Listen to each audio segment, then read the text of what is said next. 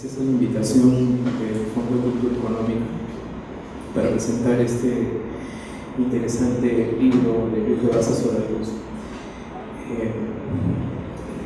de ultramodernidades y sus contemporáneos, ¿no? La publicación desarrolla un conjunto de temas de una investigación previa titulada La construcción de un artista peruano contemporáneo, publicada en el año 2000. En ese entonces uno podía ver que surgía como parte de una construcción, digamos, rizomática del interés del autor, ¿no? Lo digo así porque si entendemos el rizoma como una suerte de estructura en red que crece en múltiples direcciones, entonces nos damos cuenta que esta antigua publicación se hacía énfasis a una red de poetas, artistas, intelectuales, que con determinadas poéticas habían surgido y crecido juntos alrededor de la década nacida en los 20 y habían encontrado su madurez en la década de 40 y 50, ¿no? Con la excepción de José María Rivas y Emilio Adolfo Westphalen, nacidos ambos en 1911, fallecidos el primero en el 69 y el segundo en el 2001. La red de amigos aludidos incluía a Jorge Eduardo Eyerson, a Fernando de Cisno, a Sebastián Salazar Bonti, a Blanca Varela, a Javier Sologuren, entre otros. Y en el caso de esta nueva entrega habría que sumar a Javier Abril, por ejemplo, entre los más destacados del trabajo en la nueva publicación. El planteamiento inicial de la anterior publicación, a saber que cierta poética está en el artista peruano contemporáneo, entre comillas, y que esta poética se construye como una iniciativa por juntar un compromiso con la poesía más actual, digamos moderna, en algún sentido por aclarar, y que rechaza por igual el costumbrismo y el indigenismo. Juntar esta poética que rechaza ambas tendencias con el horizonte de una estética andina obtenida de investigaciones recientes que por esos años, en la década del 50 y 60, provenientes de la antropología, de la arqueología, de las ciencias sociales, estaban recién surgiendo, apareciendo. La idea de lo contemporáneo nos dice Rabasa, surge en la antología La poesía contemporánea del Perú de 1946, que junta poemas de Jorge Eduardo Eyerson, Sebastián Salazar y Javier Sologuren. La estrategia ha sido entonces asumir lo andino desde un horizonte nuevo, ¿no? Un asunto que se ve con claridad, por ejemplo, en su lectura de la serie de obras de Cislo desde la década de 1950. Por ejemplo, los grabados en homenaje a Vallejo en el año 50, comienzo de los 50, o las series de pinturas de finales de esa década, como la ejecución de Tupac Amaru, o Cajamarca del 62, Apurímac Atahualpa del 63, por solo citar trabajos iniciales que articulan lo precolombino con lo más actual, en el caso de las pinturas de Cislo. Precisamente en esta nueva publicación junta un buen número de ensayos en las que las poéticas del grupo de artistas intelectuales aludido alimentan una importante e interesante red, como ya dije, discursiva además, una red de poéticas que pueden entenderse como discursos. Pero esta vez propone, en mi opinión, una suerte de normalización de los términos para poder hacer dialogar a varias disciplinas, por ejemplo, los estudios literarios, que podría estar marcando en exceso su primera entrega, con otras áreas del conocimiento como la teoría del arte contemporáneo, las ciencias sociales o la historia del arte.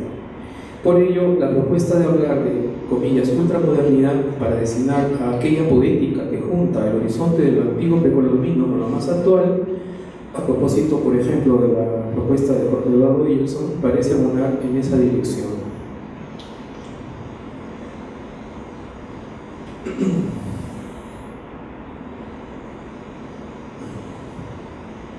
Hay un buen número de temas de los que se puede hablar. Entonces, solo me limitaré a hablar de 3. El primero es terminar de ver el asunto de los términos ya aludido. Allí la ultramodernidad daría cuenta de aquello que Peter Burger, en su recordada teoría de la vanguardia, su texto de inicio de los 70,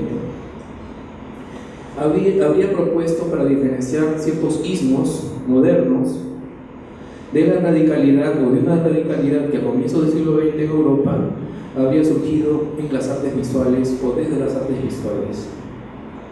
El segundo tema al que me voy a referir en lo breve que pueda ser mi presentación, ¿no?, es el modelo del artista moderno contemporáneo, contemporáneo, entre comillas, mestizo, en algún sentido por aclarar, para el caso peruano y por extensión para América Latina y el mundo. Y el tercer tema, para terminar, me voy a referir al papel tanto de Emilio Adolfo Westphalen como de José María Arguedas, como si fueran una suerte de faros de aquella contemporaneidad ultramoderna.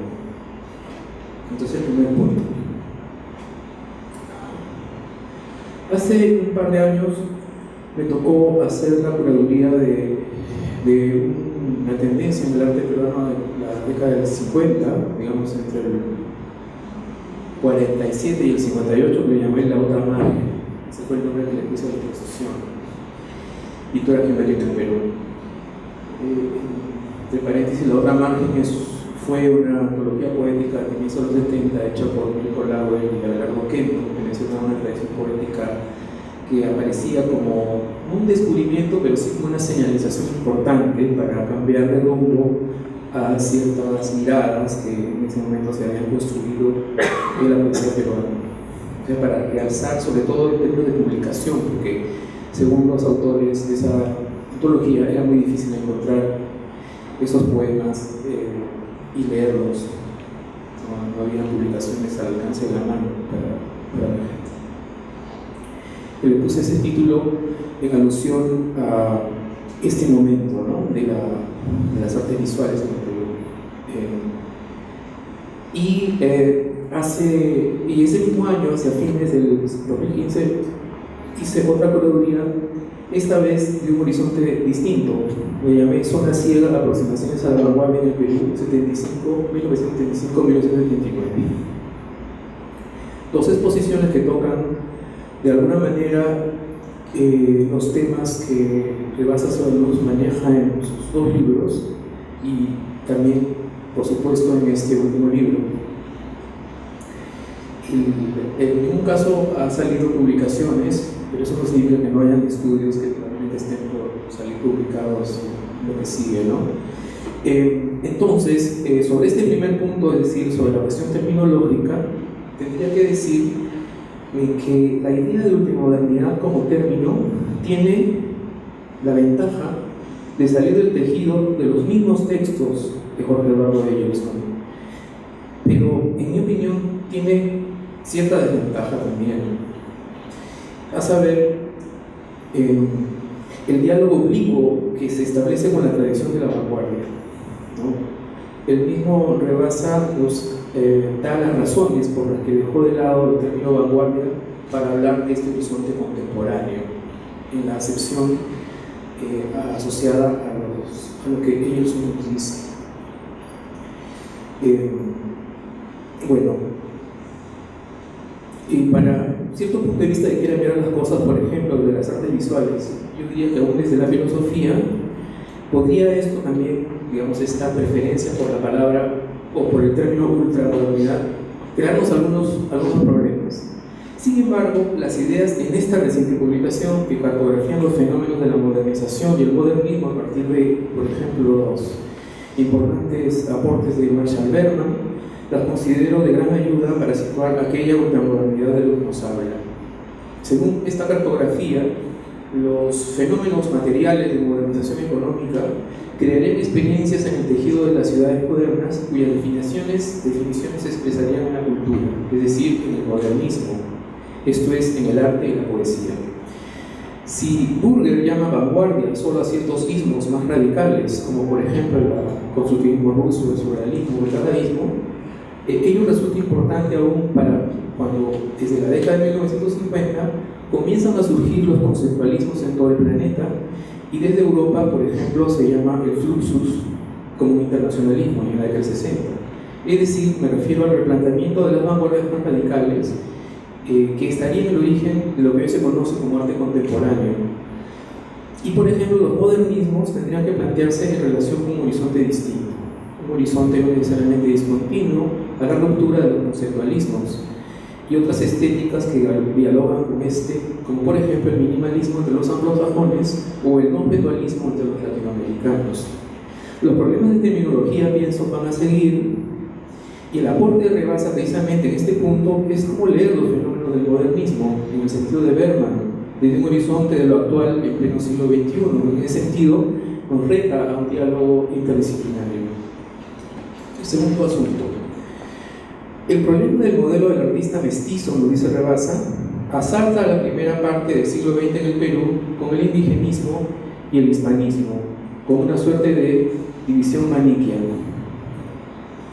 Dice en su introducción lo siguiente.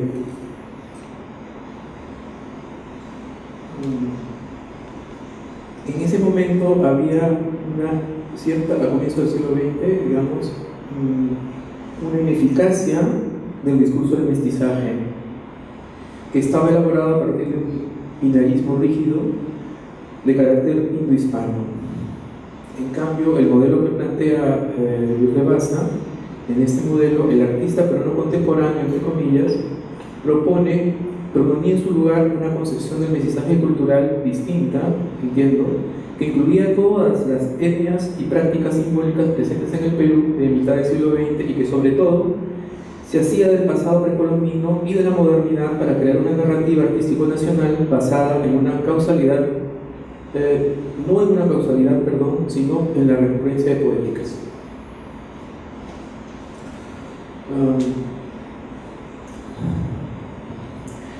Entonces esta nueva concepción de un mestizaje de otro orden, que es ofrecido casi desde una perspectiva multinacional, se podría decir, es muy distinto a la idea de mestizaje criticada por el autor, en la que estaban inmersos los indigenismos, los costumbrismos y otros signos locales. Aquí la cuestión es que la red de la que ya hablé, que entre nosotros se identifica a veces a la generación del 50, nos daría cierto material a través, por ejemplo, de una voz como la de Eyelson, de otra suerte de mestizaje, uno universal, globalizado, construido en el exilio, se podría decir. Uno que trate al lenguaje de una larga tradición de estar en ese exilio, como lo han vivido en carne propia algunos de los autores trabajando. Sobre este punto, una pregunta abierta interesante que nos asalta en la lectura es el papel que le corresponde a José María Arguedas, y naturalmente en relación con Eyelson. Conocemos las dificultades de este vínculo. Arguedas fue maestro de Eyelson, pero su relación no fue del todo afortunada. Hay algunas cosas que me parece que en el caso del interesante, el importante libro de Luis, digamos, se subrayan, como entiendo yo, no tanto las tensiones y los conflictos, sino quizás se subrayan las articulaciones entre ciertas tensiones que se producen alrededor de esta misma red de artistas. Otro tanto podría ser para el vínculo entre Sislo y Eyelson.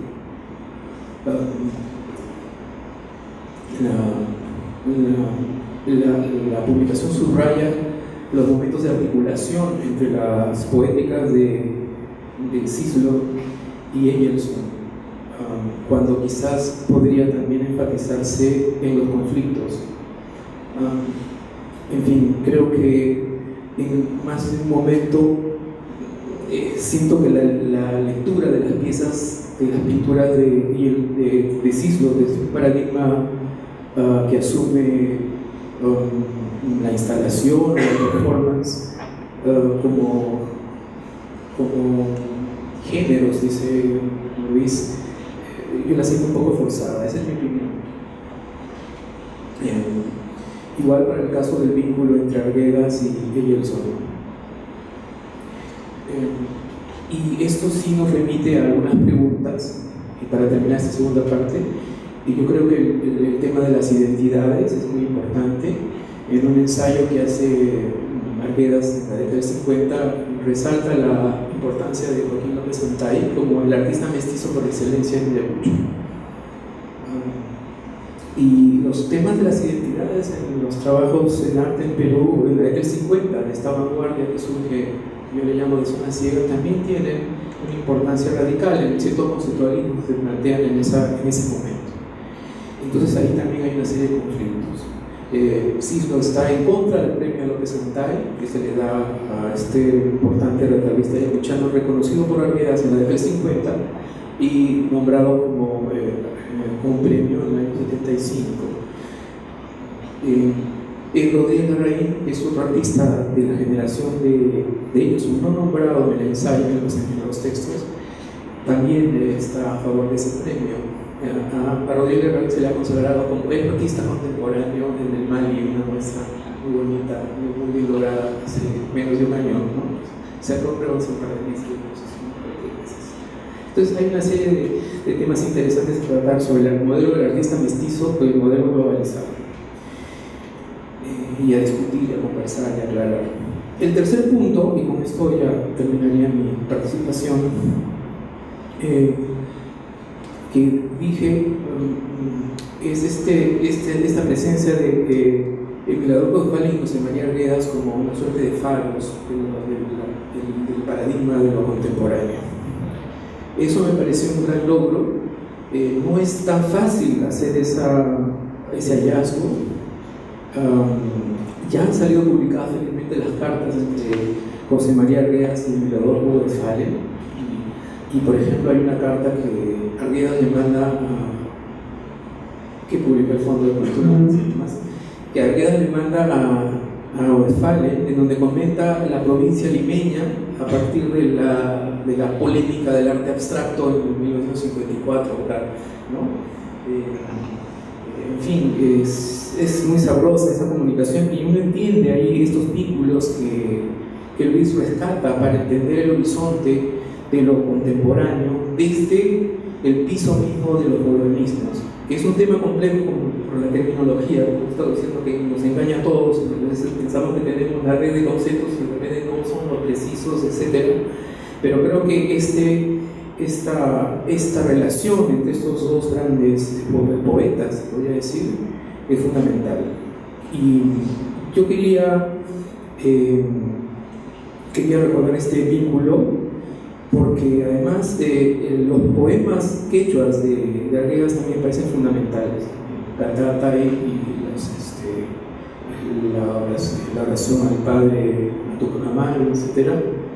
Y esos poemas son difíciles porque están en quechua, en la lengua original es el quechua, pero su poética está ahí y creo que tiene una presencia en la década del 70 que es indudable, ¿no? Y bueno, así entonces la reconstrucción, por ejemplo, de la vanguardia entre el 75 y el 79 puede resultar de interés a partir de la propuesta misma de trabajar este sentido de lo ultramoderno, que podríamos darle otros nombres y que podríamos ir discutiendo qué tenemos entre manos en ese punto. Surge entonces un horizonte en esa década 70 que desde Arguedas sería el horizonte de lo popular, entre comillas. Y esto parece, por ejemplo, muy alejado de esta dupla de Mirador Westphalen y Eyelson, que uno podría también colocar en esta secuencia de cómo se nutre Eyelson del surrealismo ambiente en la década del 40, ¿no? Pero en cambio está más cerca de Arguedas lo popular, ¿no? En el sentido del rescate de estas identidades, incluso de un planteamiento distinto del indigenismo. Es más aún el caso del premio a López Antay, que parece dividir las aguas en el caso del arte peruano. Bueno, esas son mis pinceladas y mis notas para este libro que celebro su publicación. Muchas gracias.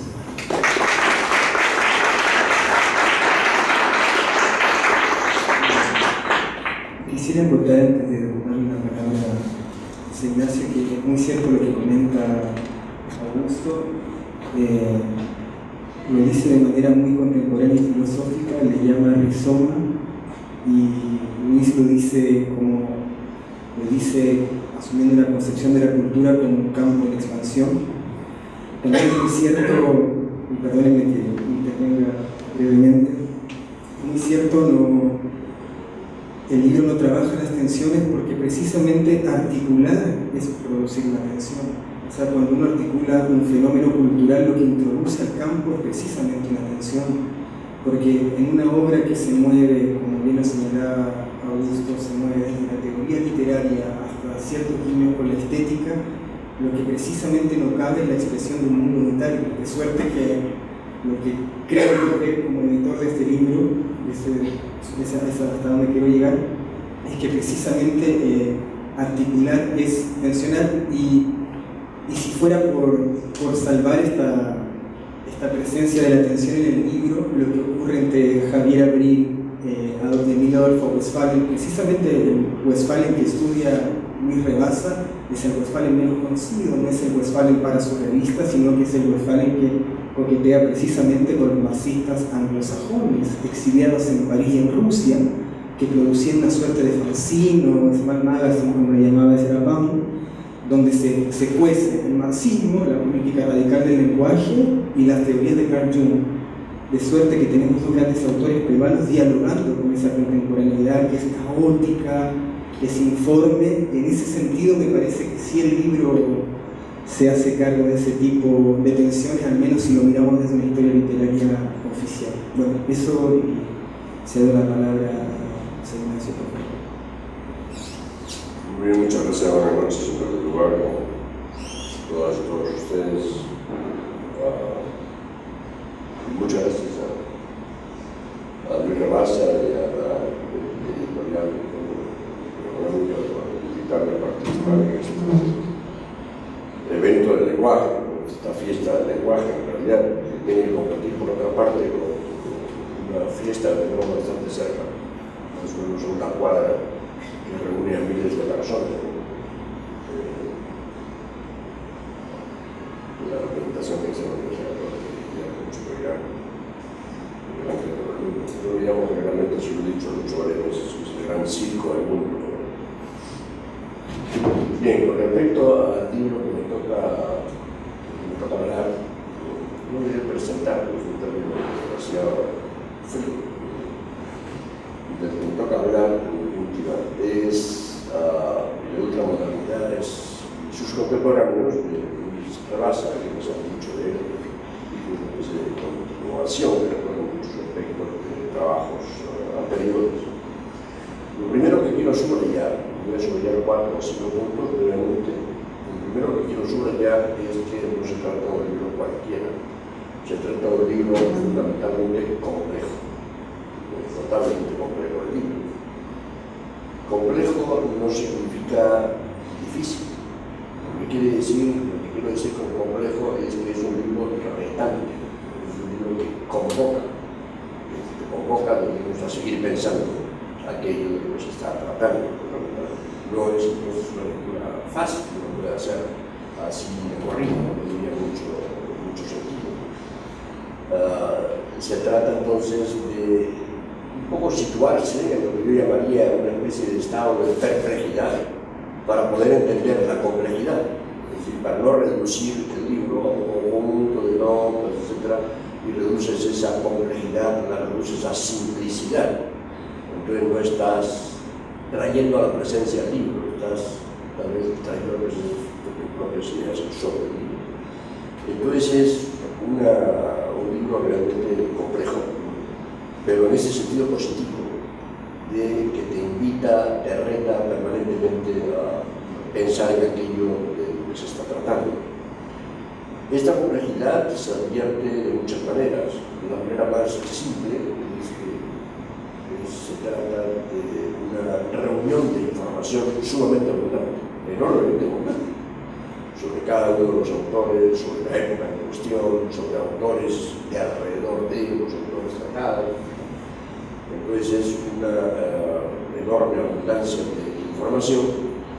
Por otra parte, lo hace complejo también el hecho de que no es un libro que trata exclusivamente de poesía, de literatura y dentro de literatura de la poesía, sino que es un libro que trata, diríamos, las diversas moradas del arte, uno de los términos que dice en algún momento el mismo. Si el arte mora, vive, habita, en diversas formas de la palabra. Entonces, trata entonces de literatura, particularmente de poesía, pero no solamente de poesía, también narrativa en algún momento, ciertamente de pintura, ciertamente de arquitectura y de urbanismo, y en general de artes visuales, e incluso al final de lo que es difícil encontrar un término castellano, pero no tenemos un término castellano para tener una performance. No sé si hay algunos de los profesores de castellano que están en esta aula. Pueden proponer un nombre adecuado que incluya todos los aspectos de este término. Entonces también se trata de estos aspectos. Entonces, pero por otra parte, no solamente se trata de diversos temas, de diversas moradas, diríamos, en las que habita el arte, sino que además también se trata de diversas historias, es decir, de diversos espacios culturales, los quieren ustedes de diversos horizontes de significación. No se trata solamente del horizonte de significación peruano, sino del horizonte de significación fundamentalmente europeo y norteamericano, sobre todo europeo. Y tampoco es que trate primero el peruano y como encerrado dentro de sí mismo y después el europeo encerrado en sí mismo, etc., o el norteamericano, sino en una interacción permanente. Una de las características típicas del libro, y también es una fuente de complejidad, es el hecho de que, como se anuncia incluso desde la portada, en realidad el libro está tejido en red, porque va a hablar justamente del carácter reticular de la manera de hacer arte en general en el Perú. Entonces, me parece enormemente significativo en ese sentido ese texto. No encontrar estas historias por separado. Igualmente, yo para un libro especializado, no es un libro de divulgación, un libro especializado, ocupa una especie de tiempo, un espacio, un tiempo suficientemente largo, para hablar de todas estas manifestaciones artísticas desde las primeras décadas del siglo XX, particularmente de la década del 20, hasta el final del siglo XX, incluso de alguna manera hasta el inicio del siglo XXI, pues tenemos casi un siglo. Claro, un siglo no es fácil. Otro elemento que complejiza, digamos, suele decir como es, otro elemento que complejiza el trabajo de Rabasa es, yo le diría, el carácter interdisciplinario. Yo creo que este libro no es interdisciplinario, es un libro transdisciplinario. ¿Cuál es la diferencia que encuentro yo entre la interdisciplinaridad y la transdisciplinariedad? La interdisciplinaridad es efectivamente el encuentro, el diálogo, debate, etcétera, de varias disciplinas. Yo diría que el libro está más allá de lo disciplinario. Es decir, el libro trata de las realidades y parte de esas realidades para después construir disciplina. Es decir, no es que vaya con una disciplina, un cartabón, una cartilla, a leer la realidad, no va así, va más bien a trabajar la realidad, a dialogar con ella, y de ese diálogo naturalmente establecen las relaciones entre las diversas manifestaciones. Entonces eso yo creo que es más que interdisciplinario, es transdisciplinario, está más allá de lo meramente disciplinario. Estos son los elementos que yo creo que hacen que el libro sea relativamente complejo en ese sentido positivo, en el sentido de que te convoca a pensar y te convoca a no reducir el texto, digamos, a una simplicidad que terminaría por no ser fiel al propio texto, por no presentar esto. Un segundo aspecto brevemente se ha referido a elas, es que también contribuye, por cierto, a la complejidad, es la cantidad de autores tratados, estudiados, trabajados. En primer lugar, algunos son, como diríamos, los autores centrales del texto: Abril, Westphal, Engels, especialmente Engels, aunque yo diría que hay una cierta preferencia por ellos. Abril, Westphal, Engels, son Arguedas, sino Varela, solo uno, Salazar Botti y Sebastián, por lo menos Sebastián.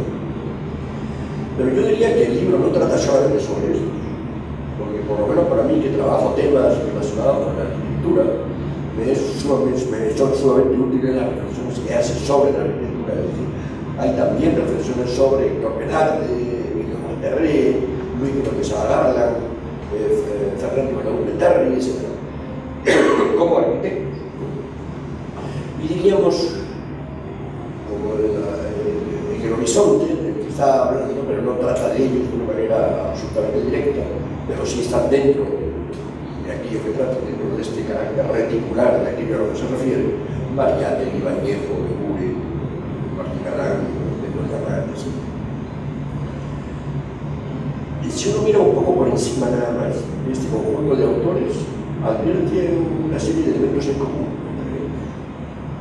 Un primer elemento en común es que son fundamentalmente, a excepción de dos o tres, todos son libros. Y esto no deja de ser significativo.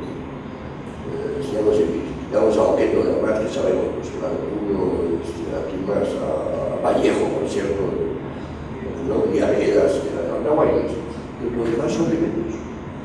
Y además coinciden en otro elemento: son limeños y casi todos son sanmarquinos.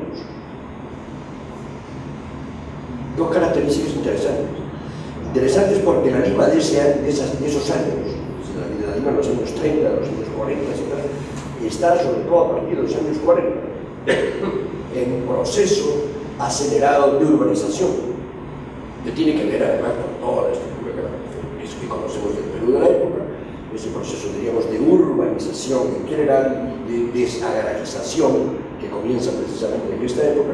Y justo estos autores son como los nuevos profesionales,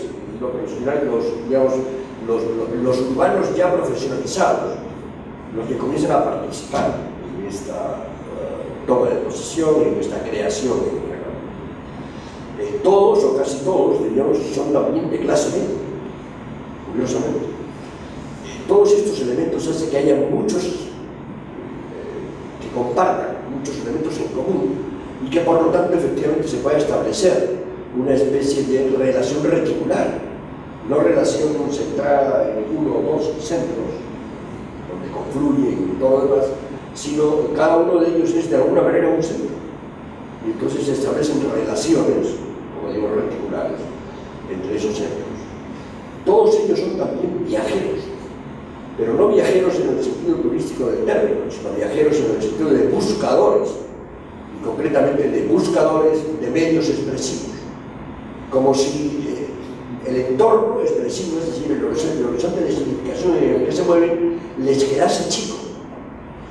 Y entonces, diríamos, salen fuera de ese espacio, pero que no salen a deslumbrarse, salen también a aportar, ¿sí? Salen a colocar lo propio también en ese espacio, no solamente a beneficiarse con ese espacio. Es otra de las características de todo este conjunto de autores. Igualmente, todos ellos se acercan a lo antiguo, pero digo, se acercan, no necesariamente se identifican con lo antiguo. En algunos casos hay un acercamiento personal con lo antiguo, pocos, pero la mayor parte de los casos son acercamientos, como el caso de Rayado Augusto, a través de la bibliografía que en ese momento ya comenzaba a ser significativa. Si los trabajos de Burra, los trabajos de Alonso y demás, los trabajos de gente que nosotros hemos tenido muy cerca, ¿no es cierto?, como Varese, Estefano Varese, los cerros, los trabajos de Franklin, etc. Y se comienza a desarrollarse toda una etnohistoria que acompaña, por otra parte, a la arqueología, a la etnografía, etc., de la época, que permite precisamente que todos estos grupos se alimenten de una manera significativa. También coinciden todos ellos en una adhesión a la democracia. El autor subraya varias veces que esto ocurre además en la época de esa especie de primavera democrática que hubo en el Perú con Bustamante Rivera. Y no es fortuito, sino esto que está naturalmente estrechamente relacionado. Y finalmente, la mayor parte de ellos se escribe en El Comercio, en Moradas, en El Escrito Peruano, en Espacio, en La Mano, en Ciudad y Campo, etc. Sino un conjunto de revistas. Ciudad y Campo es menos citada, creo que no es citada. Es menos citada acá, pero también es otra de las revistas importantes de esta época. Entonces, advertimos todos estos aspectos. Además de estos aspectos, además de estos autores, el autor del libro se ocupa también de otros autores, que no son peruanos. Pues no es que se dedique a estudiar a fondo a Le Corbusier o a Wright o a Mondrian, naturalmente, pero sí están presentes permanentemente en el trabajo. Y como no se trata de un trabajo típicamente de manual, es decir, voy a exponer primero tal cosa, después sigue, después el otro y después el otro, sino que va tratando los temas, casi todos los temas permanentemente. Entonces está permanentemente dialogando con estos autores, especialmente cuando se trata en el caso de Le Corbusier o de Frank Louis de Wright, cuando se trata fundamentalmente de arquitectura, los ensayos modernos. Y esto lo hace, este trabajo lo hace basándose en primer lugar en sus propios estudios, ya se ha aludido a ellos, por cierto, pero lo hace también, y resulta interesante, basándose en los estudios que ellos mismos, que estos autores hacen sobre sí mismos, o sea, que hacen entre ellos. Especialmente son especialmente aludidos los trabajos de Eggenson y ciertamente los de Salazar Gorki, los trabajos de Salazar Gorki, pero no solamente de ellos. Hay muchas reflexiones para referirse a nosotros que parten de Solomure, o de Varela, o de Cisno, de Agueras, ciertamente, de Sale, Gabriel, etc. Además de estos autores se basan naturalmente en otros que conocemos, como Alfonso Castellón, Alberto Florentino, Nicolás, muchos se basan en todo de la arquitectura, en un amigo muy de Irudeña, ciertamente un trabajo de Eduardo Núñez, de José Ignacio Padilla, y para mi sorpresa se basa en algo también en los estudios de una persona que yo he conocido, a la que he sido muy amigo, de Raúl María Pereira, poco conocido, pero efectivamente tuvo una época de una importante producción intelectual, después se dedicó a la vida habitual. No podría decir que Raúl María Pereira tenía probablemente la mejor colección, ciertamente, que yo he conocido de Picasso. La pintura de Picasso tiene una excelente colección que coincidió con él en Budapest, he vivido 2 años en Budapest en la misma época, y tenía una excelente colección de Picasso que vendió al Lugo. Primero la ofreció al Perú, pero le dieron lo que esperaba, y el Lugo sí le compró sus varios miles de libros de Picasso. Y así, Jorge Pero Guillermo Chabú, Marcos Enaldi, italiano, Carlos San Esteban, Marco Marcos, Dani Sobrilla, en fin, una serie de libros. Con respecto, además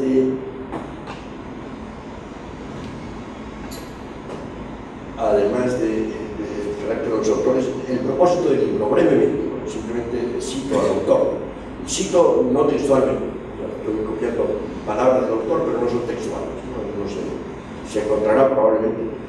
Dice que el propósito del libro es explicar el impacto de la construcción del artista, que se ha referido a Augusto, de la construcción del artista peruano contemporáneo, es decir, ya profesionalizado como artista. Y esto es una llave, profesionalizado como artista, cosa que no es normal. Comenzó a ser normal que los artistas fuesen profesionales, no que hicieran otras cosas y además hacían arte, sino que comienzan a ser profesionales del arte.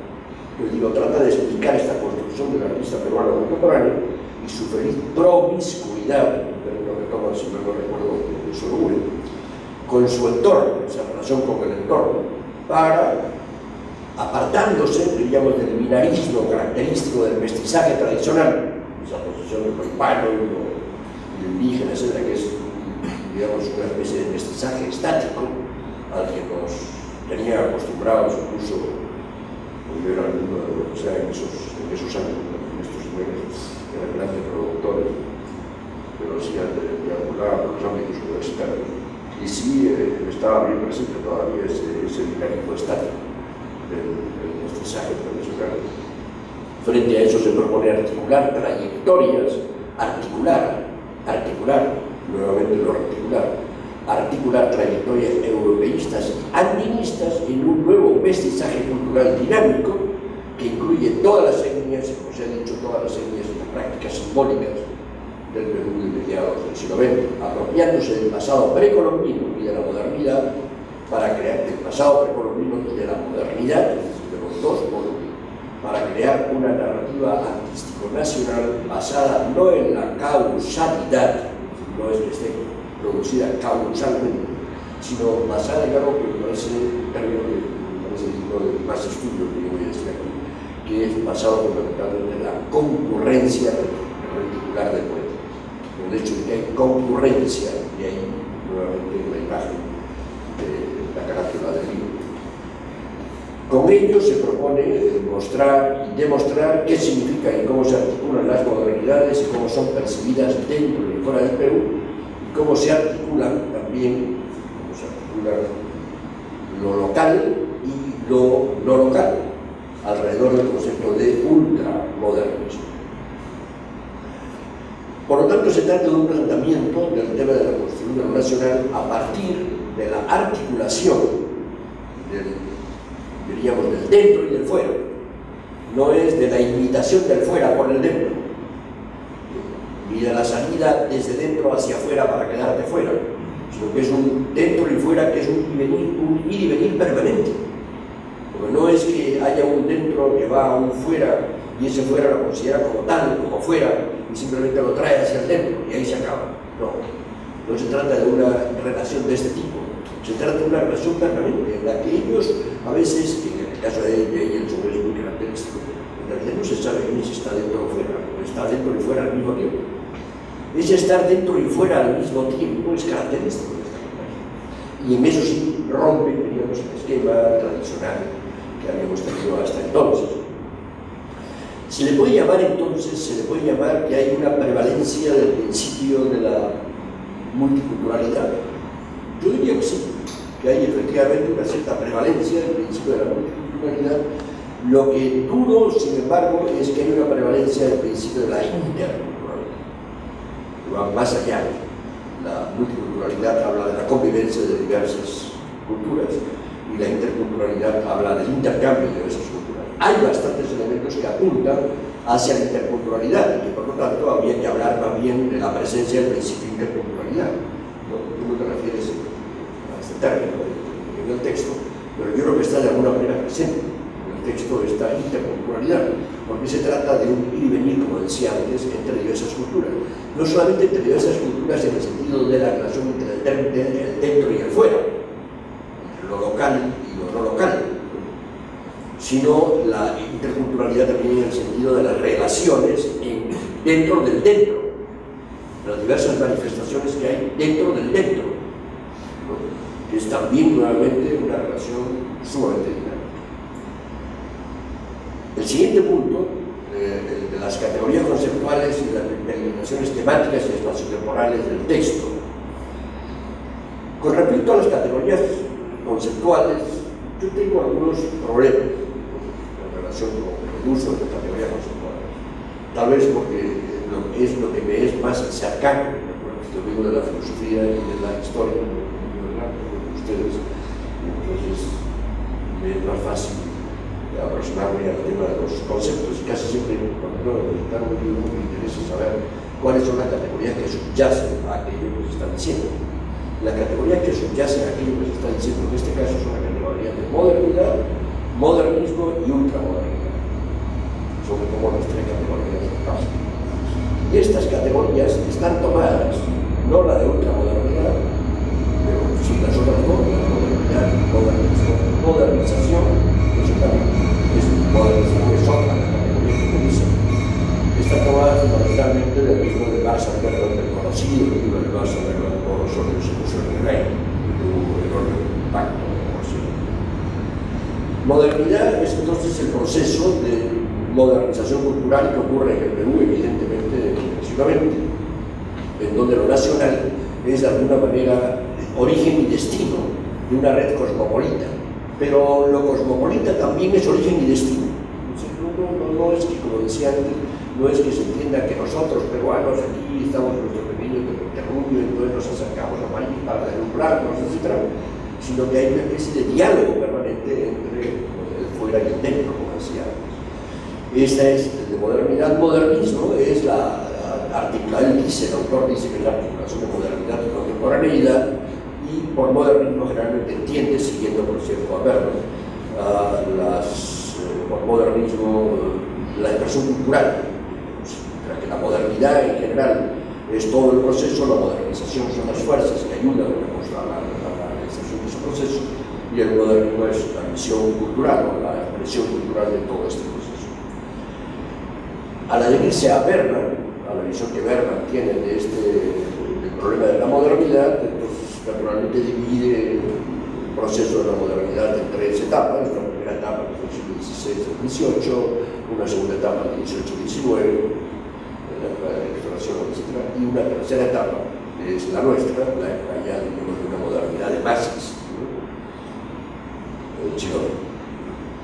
Desde esta perspectiva distingue tres oleadas de modernización cultural en el Perú. Una primera son los modernos o modernistas de los años 30, que buscan lo atemporal en lo primitivo. Una segunda, que son los modernos contemporáneos, a lo que llaman los modernos contemporáneos, que son de los años, estos eran los anteriores a los años 30, los modernos contemporáneos son los de los años 30, que buscan lo atemporal con una cierta inclinación hacia lo inconsciente, colectivo, el inconsciente colectivo. Y en tercer lugar, ya después de la guerra, es decir, en la época de posguerra, los autollamados contemporáneos o ultramodernos, es decir, lo que él llama el modernismo peruano, el modernismo nacional contemporáneo. ¿No es cierto? Estos buscan lo atemporal en un orden superior que está más allá de la enrarecida realidad física, no solamente de la enrarecida realidad peruana, sino en general de la enrarecida realidad física, es decir, que ir más allá de lo físico. Y para ellos entienden la nacionalización como un evento intrínseco de la dinámica modernizadora. No es que hay por una parte un nacionalismo que tiene que desprenderse de la tradición. Recuerdan ustedes esa división tan estricta entre lo tradicional y lo moderno que había todavía en la mitad de los años 50 o los años 60. Se trataba fundamentalmente de buscar lenguajes nacionales en los europeos y de universal también, universalizar, como el autor dice, universalizar desde la periferia. Pensar que también desde la periferia se puede elaborar propuestas de carácter artístico que sean enriquecedoras para el entorno universal, no solamente el entorno peruano. Eso implica un cierto desprendimiento de lo propio, a lo que llama pertenencia, una especie de cierta lejanía. La dificultad que yo encuentro en el texto en relación con estas categorías que habría que trabajar más finamente es que encuentro poco diálogo con el debate tan rico que hay sobre el tema de la modernidad. O sea, el tema de la modernidad es muchísimo más amplio de lo que aquí se refleja.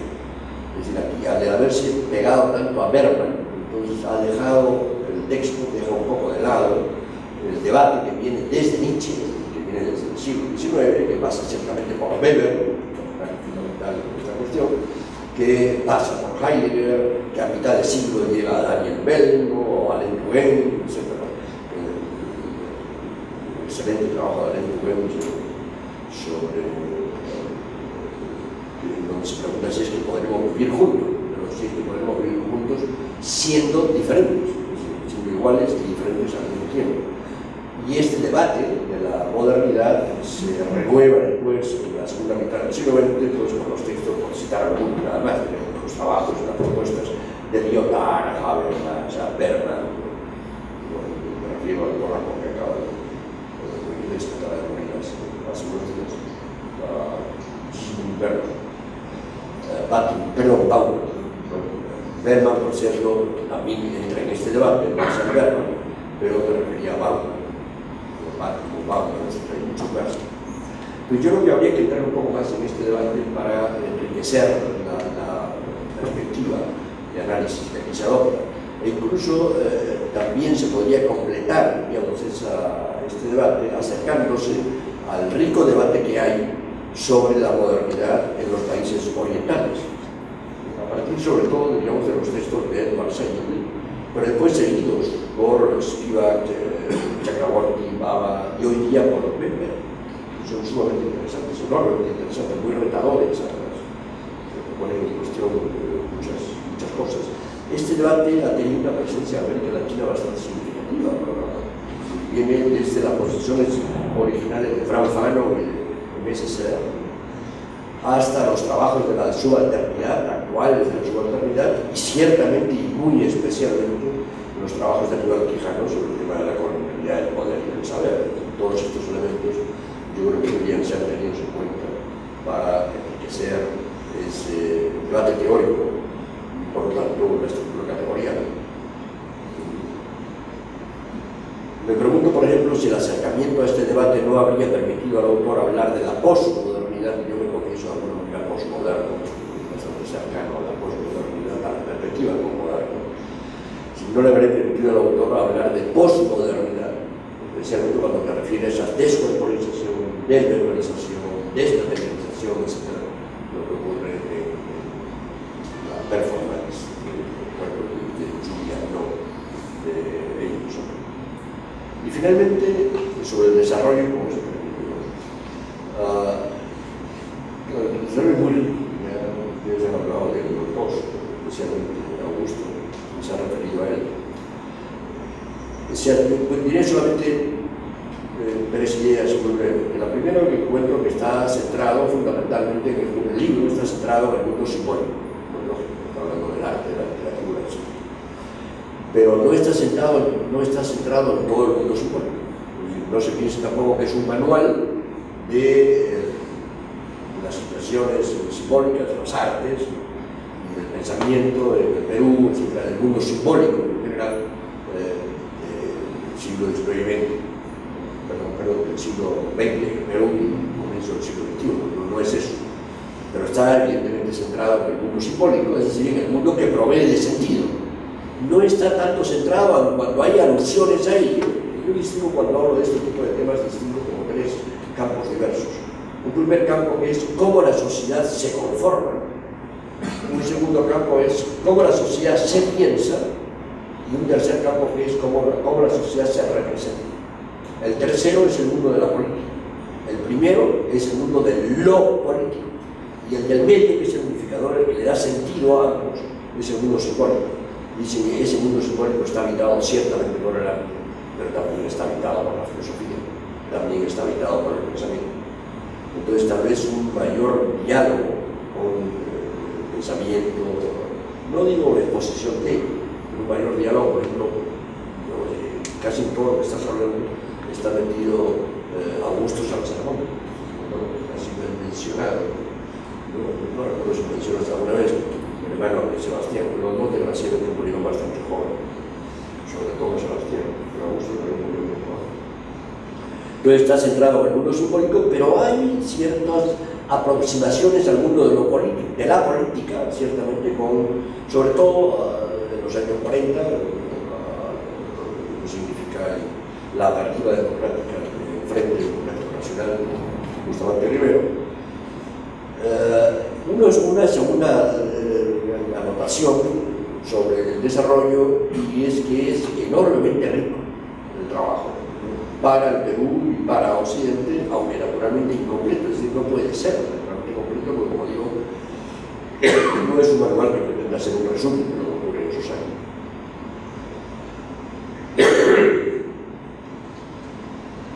Hay, a pesar de esta riqueza,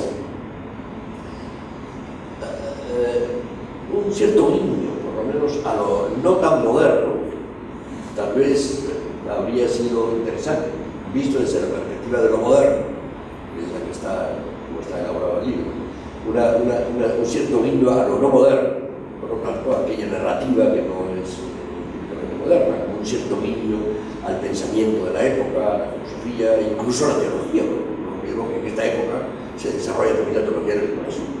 Entonces no puede estar ajena, diríamos, a este mundo simbólico cuando sea solamente para mencionarlo, ¿no? Y tampoco está, creo, podría ser una fuente de enriquecimiento del texto, no está presente el debate entre un centro europeo, que es enormemente rico, sobre el tema de la modernidad, enormemente rico, sobre el tema del modernismo, me refiero a Lukács, Brecht, Bloch, etc. Es inmensamente rico. Lo menciono porque tal vez es el que yo más he estudiado, lo he echado de menos inmediato. No hay una alusión siquiera a estos autores.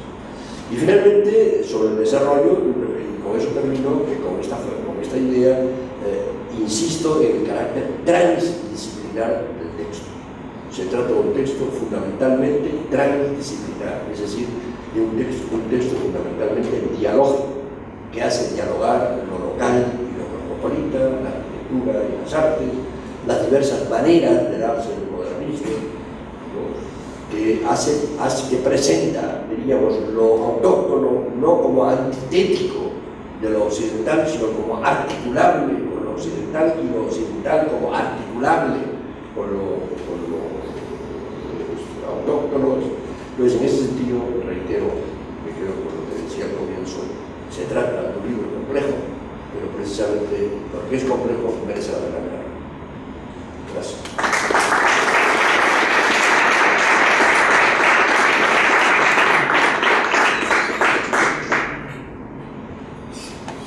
Buenas noches. Quiero agradecer a Milagros Saldarriaga de la Casa de Literatura, a Gabriel Olivo del Fondo de Cultura Económica, y también a Felipe Aburto por haberme animado a terminar el libro. Quiero también agradecer, por supuesto, a las personas que me están acompañando en la presentación, en la discusión, en la conversación sobre el libro, a Augusto del Valle y a José Ignacio López Soria. Me siento privilegiado de tener tales críticos y lectores y comentaristas, porque no va a volver a ocurrir, creo. Y también me siento como si estuviera en mi defensa del doctorado. Estaba pensando en qué momento me dice, ¿puedes salir para discutir el resultado? Me agrada mucho también que me estén pidiendo una segunda edición, donde puedo agregar todas las cosas que se han sugerido. Ahora, el libro ya tiene sus paginitas, así que, por otro lado, me siento descubierto porque justamente lo que han señalado, algunas faltas que son cosas que he invitado a propósito, porque el problema era como entrar en una habitación como esta sin poder ver la puerta, pero hay muchas ventanas, porque resulta que la puerta está un poco alta. Así que diferenciar cuál es la ventana y cuál es la puerta, o por dónde salir, por dónde dejar entrar la luz, era algo que yo tenía que escoger. Y muchas de estas otras herramientas conceptuales, categorías teóricas, son ventanas muy forjadas, muy hechas, que podían desviarme de ver lo que hay dentro y quedarme mirando las ventanas. Así que preferí irme en la oscuridad e ir por el tacto. Entonces, como bien han señalado mis comentaristas acá, he partido de lo que había y de lo que los escritores, artistas actuales con los que he trabajado decían de lo que estaba ocurriendo y de sí mismos. Y uno se encontraba con esto en una sinonimia inacabable, donde todos eran contemporáneos, todos eran modernos, todos los días, todos los años, todas las décadas. Entonces, escoger quién tiene la razón es imposible porque nadie la tiene. Tratar de ver a qué se refieren cuando caemos en esto del elefante y las personas ciegas, que uno empieza por la trompa y describen animales distintos, sin embargo es el mismo. Es un poco lo que me enfrenté. Y el resultado es una especie de trampa conceptual, porque es inevitable hablar del modernismo o de la modernidad modernidad sin hablar de la modernidad. Y el término que encontré, que es ultramodernidades, más que un término, yo lo llamaría, por un lado, es una guía de navegación. El mar es amplio, olas, escollos, y hay que llegar a algún lado. No digo hay que llegar a un lado, hay que llegar a algún lado. Sin embargo, uno puede ir buscando la India y encontrar las Américas. La otra manera que yo usaría para referirme a este término es que es una especie de estrategia más que un término. Es una manera de usar algo, es una estrategia desencadenante. Es decir, parto de acercarme y lo que hago produce elementos al frente. Es como acercarse, estar caminando, y el hecho de caminar te hace ver luces al fondo. Si no te mueves, no lo vas a ver. Otra manera, he pensado mucho en esto sin apoyarme en muchos teóricos conocidos y críticos, es el precipitado, como se entiende en la química, cierto tipo de precipitado. Un agente que hace que los sólidos en una solución de repente empiecen a hacerse visibles y ven unos puntitos en el agua, por ejemplo, que flotan. Es un poco lo que me enfrenté, pero gracias a que utilicé esta herramienta, que pude ver los sólidos y pude moverme de uno al otro, pude identificar los nudos a los que se han mencionado. Entonces, el término, más que un término, yo quisiera o las veo como reglas de juego. Pudo haberse llamado de otra manera. Era algo a lo que ellos se referían, y tiene una forma que es la que he tratado de describir y explicar. Y uno de los términos que utilizaron era ultramodernidad. Sin embargo, se referían a ello para hablar de Europa, cuando describían inclusive su propio trabajo. Entonces, lo que ellos hacían no era exactamente, pero sí era. Por lo tanto, el término ultramodernidad me permitió también dialogar con las diferentes disciplinas. Me permitió dialogar con 3 décadas. Me permitió dialogar un poco con el fin del siglo XIX y hasta acercarme al siglo XXI. Pero tuve que escoger. Y allí es donde faltan los otros tomos. Y tuve que escoger entre las herramientas, si las producía a partir de los temas y de los autores, o me ayudaba de otras discusiones mayores, lo que me obligaba también a entrar en estas discusiones. Entonces he tenido que escoger, y yo siempre he pensado que el romanticismo es justamente querer todo. En el momento que uno escoge, ya no es romántico, y yo he preferido ser algo romántico, pero he tenido que escoger, así que fui el último romántico, como decía Nicole Vivari. Entonces esto es un poco romántico en ese sentido, pero es concreto en el sentido de que he podido identificar partes de esta red, y como la misma carátula en la cuyo diseño participé tiene agujeros, como muchas de las gasas, entonces la red no está hecha. Y lo que quiero proponer, además de los contenidos, es esta manera de acercarse, esta manera de tejer, que nos permite acercarnos a la cultura como algo que se mueve y que se amplía, que no tiene principio y no tiene fin. Cuando hablamos de red es engañoso porque estamos pensando en el plano, pero ¿qué pasa si lo pensamos tridimensionalmente? Entonces es un ambiente. Esto es más o menos lo que encontré. Entonces agradezco muchísimo a José Ignacio y Augusto por su participación. Reconozco muchas de las cosas que han dicho y me gustaría continuarlas, y estoy muy contento de haber tenido ¿cómo le digo?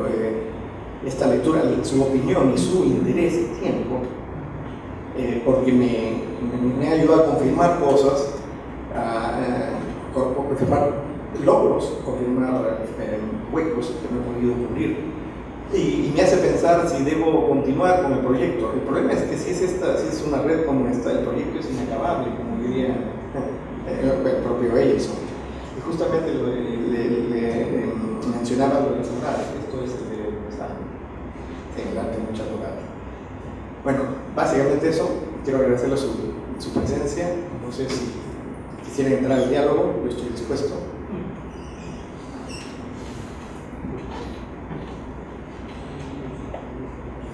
Sí.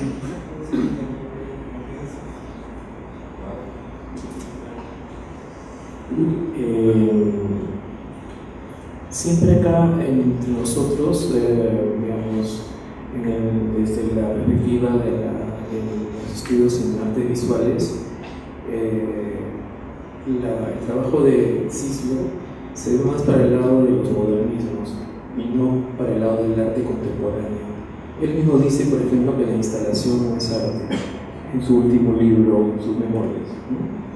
Tiene unas páginas terribles sobre el arte contemporáneo, ¿no? Sin embargo, desde el primer libro, que no es este, sino el anterior, colocas a Cislo como casi como el par de Eyelson, ¿verdad? En algún sentido. El primer libro hay incluso un análisis de piezas, decía algo que sale de Sorobure, de un discurso. Bueno, en fin, yo veo, ese primer libro lo veo más anclado a los estudios literarios, por ejemplo, ¿no? Sí, en este hay una apertura a las cosas que vienen de las artes visuales, como dije en mi intervención. Creo que como se le lee a Eyelson ahora, a partir de los 2000, los trabajos de Tarazona, ¿no? El sintético de arte que había en Colombia, por ejemplo, que le han publicado sobre Eyelson como Padilla, ¿no? La idea es que hay un cambio de paradigma en la lectura que se puede ver en Eyelson. Un cambio de paradigma es como que él está trabajando cosas desde el propio lenguaje o algo parecido a eso. Padilla lo dice en su libro reciente, y no desde la subjetividad, desde el yo lírico. Los discursos que hacen en red de repente forman un ámbito distinto al de la secuencia de piezas o de nombrar piezas que tienen un lenguaje, ¿no? Los discursos en red son de lo que dicen los autores o otros autores, pero las piezas también hablan de sí mismas con un lenguaje, y de eso se ocupa Padilla, por ejemplo, ¿no? Y eso desde la perspectiva hay una entrada diferente. En fin, entonces creo que ahí yo diría que a Cislo uno lo ve más desde el lado de los modernismos, de las discontinuidades frente a lo contemporáneo, entre comillas. Pero la definición de lo contemporáneo, entonces acá viene de otro lado, igual en el primer libro, y va a parar a la concepción de las ultramodernidades, ¿no? Creo que, y para terminar, creo que ese ámbito de definiciones deja un poco de lado, y creo que es adrede, todas estas cosas que se entienden como regionalismos, porque el tema de las identidades es muy importante en esos regionalismos. El tema de las identidades, o el asunto de las identidades, para hablar de las estéticas populares, es muy importante, y en la definición de los conceptualismos latinoamericanos también lo es, ¿no? Conceptualismos estamos hablando, no estamos hablando de modernidades latinoamericanas, que también hay otro asunto ahí de las identidades, pero de otra manera. Tú bien lo señalas, todo tengo las identidades en sí, la reminiscencia al mundo antiguo, pero aquí hay lo andino, la ausencia del andino contemporáneo, o sea, del andino que está ocurriendo en el presente, y que un poco pues, es la separación. Yo creo que en el libro de Cislo dice, los antropólogos hablaban del andino contemporáneo y nosotros no, y por eso es que lo que nosotros hacíamos era otra cosa, dice Cislo. El trabajo que hago de Cislo para en el 63, en realidad, menciona algunas cosas posteriores. Entonces, tú has mencionado el caso de López Santay, ese es el año 75, que gana el Premio Nacional de Cultura de Combes, ¿vale? O sea, ahí 75, pero la mención de Arguedas desde el ensayo de Arguedas desde el 55, creo que ahí claro, con Arguedas también yo me quedo casi en años 50. Entonces, es decir, entiendo lo que dices, lo veo, pero eso es lo que dejé, porque no podía meterme en eso, porque eso es otro tema. El tema de lo popular es tan grande como el modernismo, o como la modernidad. Y en el caso de Arguedas hay muchos Arguedas. Digamos, el Arguedas el que yo trato está ahí, y creo que nadie puede decir que no está. Y no es el Arguedas que se ve ahora. Este Arguedas que quería tirarse abajo a la mitad del Cusco, está ahí, lo dijo él. Ahora, cambia 3 años más tarde. Esto es antes del trabajo en el Mantaro, creo. porque él empieza a trabajar en Montalvo. No solo eso, el ensayo que publica sobre que lo cito acá, él no lo publica en México, como dicen todas las bibliografías, lo publica primero en Espacio, y eso no lo ha dicho nadie. Entonces, su contacto con los arquitectos, con este tipo de modernismo, en ese momento es mucho más fuerte. ¿Cómo es que cambia tan rápido en el Perú? Hay muchos cambios. Por ejemplo, la situación con Hungría, o sea, hay una americanización y se deja Europa. De repente las discusiones desaparecen. Rescato discusiones que tienen que ver, por ejemplo, con la Guerra Fría, con la carrera espacial, que también se ignoran. Por ejemplo, Alejandro Romualdo en el año 71 publica este canto, ¿cómo se llama? Ciudad, ¿no? Este libro enorme, donde empieza y parece Elson, y de repente pasa al viejo cinismo. Entonces, es decir, en Eggleston, si se quiere entrar a lo popular, se puede entrar en la última novela. Hay una visión de lo popular que por supuesto se puede hablar mucho de eso. Sin embargo, como ellos mismos, como estos escritores a los que he trabajado dicen, a nosotros nos interesaba el precolombino. ¿Y qué papel juega lo popular, o lo precolombino en lo popular? Y esto es una gran pregunta. Westphalen tiene una respuesta y dice, casi nada, dice Jorge Westphalen. Ahora, eso es toda una discusión. Ese es otro libro. Entonces, reconozco lo que me dices, pero te diría, el problema es que no es lo que estaba tratando, ¿no? Tentaba, pero ahí tenemos que entrar, por ejemplo, creo que en el otro, y me ha sorprendido que hayas leído mi primer libro, por ejemplo, está lo de Luis Blanco, por ejemplo, ¿no? Entonces, claro, hay estos elementos ahí, pero abren otras perspectivas, es una de estas grandes ventanas para mi tema. Está lo político, no menciono a Augusto Salazar. ¿Por qué? Porque también paro antes de que acabe el gobierno de Odría, donde el vínculo de Sebastián y Augusto, que sería relevante para mi tema, es la creación del Partido Socialista Nacional Socialista, Movimiento Social Progresista, que lo fundan ellos dos. Y hay esta famosa, claro, y hay una famosa carta que sale publicada en Espacio, donde Salazar Bondi dice, voy a irme hacia lo político. Pero Salazar Bondi no se va a condenar, porque sigue en todo esto. Y sigue tanto en todo esto que en la discusión que hay en Arequipa con los animalistas, donde está Cortázar, está Rodríguez, Salazar Bondi le reclama hacer un poco lo que tú estás diciendo, ir más a lo político. Pero la lectura que yo le doy es que él se está viendo a sí mismo y dice, claro, sí, haz lo que yo no puedo hacer, tú has debido hacerlo, es casi diciéndole a su padre, no llegaste a hacer esto, tú lo has debido hacer y ahora yo no puedo. Ahora, ¿por qué no siguió la cosa ahí? Bueno, Salazar Bondi no lo dejó. Entonces, veo lo que me dices, lo entiendo, y no quiero ser duro con Cislo, pero el trabajo de Cislo y luego ha continuado una línea muy clara. Y esa línea creo que se ve los principios aquí. Que tanto continuarla para mi tema no era muy efectiva. Quien sí puede ayudar a explicar muchas de las cosas que se han hecho en el Perú en relación al resto del mundo es el caso de ellos.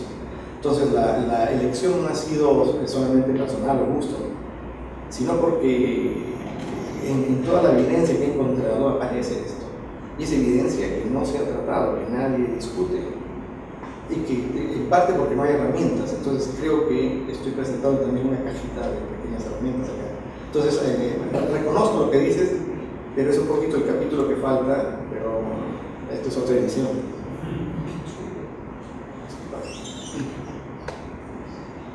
No, solamente quería decir escribí usted le cuento una anécdota, además refiriéndome a estos tipos de modernidad, de la modernidad que sale del mundo profesional, particularmente la que se desarrolla en la arquitectura y la modernidad popular, ¿no? Yo tenía a mi nieto en España, viviendo en España, y llegó aquí al Perú, llegó de 6 años.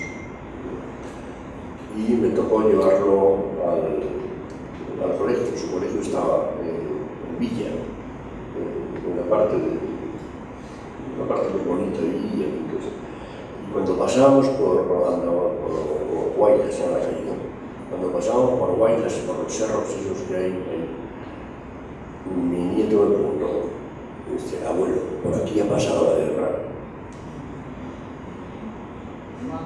Cuando tuve que escribir sobre esto, hablar sobre esto, presentar el libro de Pepe Matos, de José Matos, que se nos ha ido hace poco tiempo, pero ya no hay Pepe Matos. Dije que si el abuelo hubiese sido Pepe Matos, le habría dicho a un hijito, por aquí está pasando el progreso. Es decir, hay una modernidad otra, desde el punto de vista, digamos, del desarrollo de la arquitectura. Hay una modernidad otra, que es una modernidad popular, y que desgraciadamente, a pesar de los principios a los que se adhieren los de la agrupación Espacio y el movimiento social progresista, son dos modernidades que no se encuentran. La modernidad urbana, profesional, etcétera, que es de la que estamos tratando acá, ¿no? Y la otra modernidad popular, que no llegan a encontrarse. A pesar de que justamente uno de esos profesionales que está muy metido dentro de este asunto, que es Pepe Matos, es el que estudia la otra modernidad, es el profesor de todo el proceso de urbanización de Lima. Sin embargo, los actores no se encuentran. Entonces son como portadores de dos tipos de modernidades. Tal vez, digamos, recogiendo la intención particular de un libro, habría que decir es que tampoco tendría por qué encontrarse. De repente lo que pueden es articularse en nudos, no pueden encontrarse en el sentido de que suprimen el uno al otro, que se supedita el uno al otro, pero sí vincularse, ¿no? Esa vinculación, a pesar de todo el esfuerzo que se hizo en esos años, recuerden ustedes que comienza la planificación del Perú en esos años, gracias precisamente a la presencia de Fernando Belón, que comienza a desarrollar enormemente la planificación, a pensar el país, a pensar la ciudad, todo lo demás. Entonces, a pesar de estos esfuerzos, a encontrarse a formar uno de esos nudos, hubiese sido evidentemente enriquecedor para ambos. Que en el primer número de la revista Espacio hay un artículo sobre Chimbote como una utopía de una ciudad industrial diseñada por Ser, que es arquitecto, no sé yo. Y Chimbote es el escenario de la novela Final de Arriba.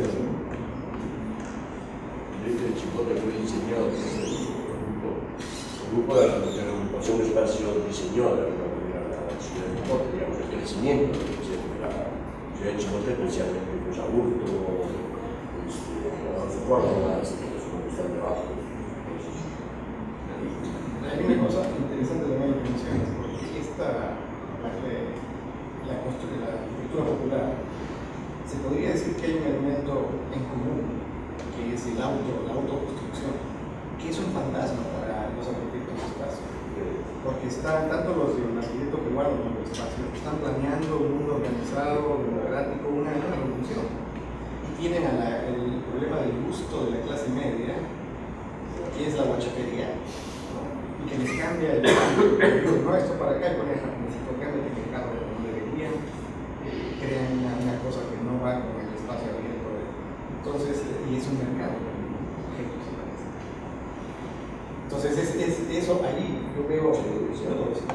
Pero todavía es la época en la que comienzan las viviendas populares. Ustedes que es la época en la que aparece el modelo, que es la unidad vecinal número 3, y eso es pura Bauhaus. Como para hablar toda la noche. Debe estar pensando. Agradecerles a nombre del Fondo de Cultura de Casa de la Literatura